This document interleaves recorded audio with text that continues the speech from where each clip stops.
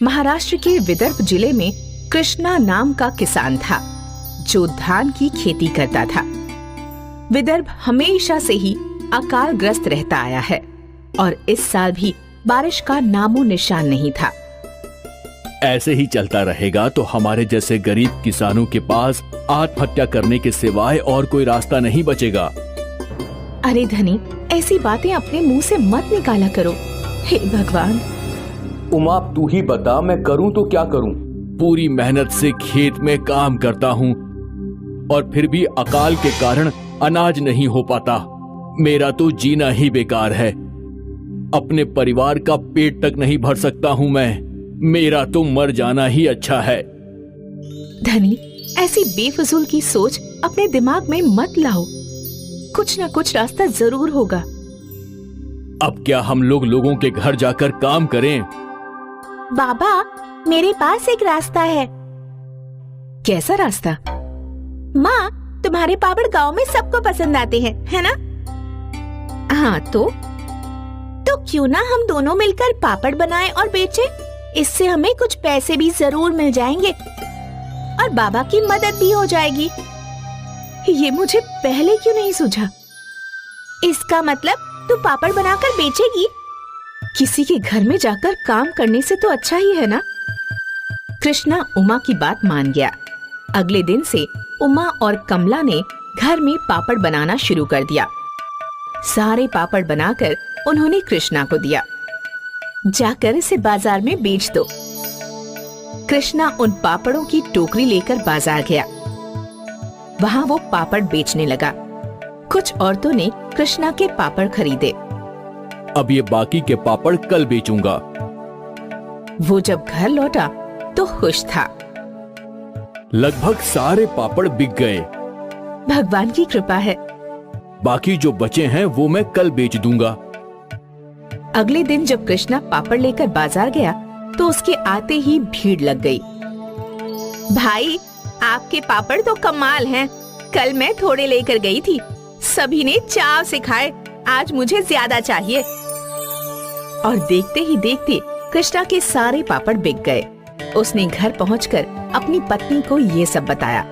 तेरे पापड़ ने तो धूम मचा दी है। ऐसा ही चलता रहा तो कमला जल्दी स्कूल जा पाएगी। उमा ने भगवान को धन्यवाद किया। और हाँ, आज से ज्यादा पापड़ बनाना। कुछ ग्राहकों को खाली हाथ वापस जाना पड़ा था। अब से माँ बेटी दिन भर पापड़ बनाया करती थी। जैसे ही ये पापड़ लेकर कृष्णा बाजार जाता, झटपट सारे पापड़ बिक जाते। एक दिन कृष्णा के ये पापड़ एक सेठ ने खरीदे। अगले दिन वो सेठ कृष्णा को ढूंढते ढूंढते उसके घर पहुंच गया। भाई, कल मैंने तुमसे पापड़ खरीदे थे। वाह, क्या स्वाद था उनका। धन्यवाद सेठ जी। मेरी कई दुकानें हैं शहर में। क्या तुम मुझे पापड़ सप्लाई कर सकते हो? पर सेठ जी, अभी तो हमारा व्यापार बहुत छोटा है। मेरी पत्नी और बेटी ही पापड़ बनाती हैं। तो क्या हुआ, ये पैसे रखो और कुछ औरतों को भी काम पर रख लो। सेठ का ऑर्डर और पैसे मिलते ही उमा ने और कई औरतों को काम पर रख लिया। उन सभी की दैनिक स्थिति उमा की तरह ही थी। दीदी, आप नहीं होती तो आज मेरे बच्चे भूखे ही सो जाते। इस अकाल ने तो जीना मुश्किल कर दिया है। जिन गरीब औरतों को उमा और कृष्णा ने काम दिया था, वो सभी उन्हें दुआ दे रहे थे। कृष्णा और उमा ने कई गरीब औरतों और किसानों को काम दिया, जिससे उनके परिवार का गुजारा होने लगा। अब कृष्णा को पापड़ बेचने बाजार नहीं जाना पड़ता था और कमला स्कूल भी जाती थी। कृष्णा और उमा दोनों अपने व्यापार को बढ़ाने में जुट गए। शायद इन गरीब किसानों की दुआ ही थी जो देखते देखते उमा और कृष्णा का ये व्यापार बड़ा हुआ और अब उनकी एक फैक्ट्री थी जहाँ काफी औरतें काम किया करती थी। उमा को अपनी सफलता के लिए एक बड़ा सम्मानित अवार्ड भी मिला। आपने कई किसानों के परिवारों को बचाया है। आप लोगों को क्या कहना चाहेंगी? मुश्किल हालात जिंदगी में आते रहते हैं। मुश्किलों का सामना करना ही जिंदगी है।